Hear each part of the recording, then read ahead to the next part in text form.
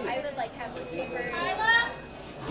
Every year, students search for ways to gain experience in their field, ways to make money, or ways to learn better time management. These reasons, among others, are why thousands of students on Purdue's campus turn to employment while taking classes during the semester. Senior Amanda Weinstein stays employed to help prepare herself for life after graduation.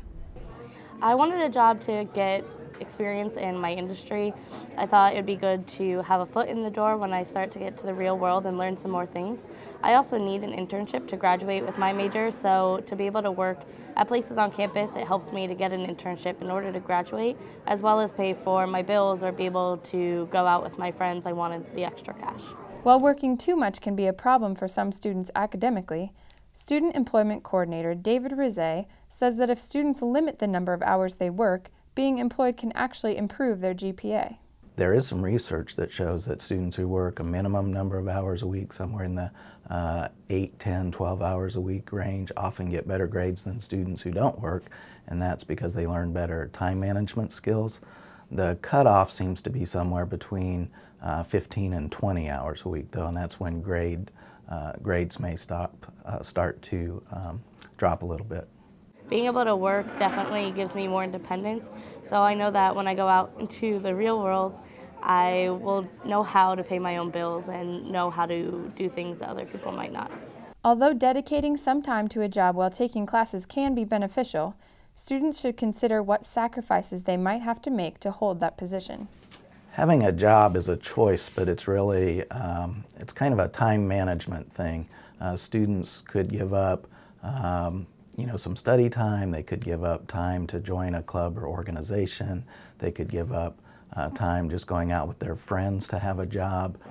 I sacrifice sleep. I sometimes sacrifice meeting with professors during their office hours and different things because I'm choosing to work. But a lot of it's probably just academic sacrifices and just the stress of having 3 different jobs while taking as many credits as I am. I do take a lot of classes, and then with my work and other activities I do, I sometimes don't get to sleep enough. And then definitely with my social life, because I do work all the time or have classes, sometimes I don't get to do all the things I'd like to do.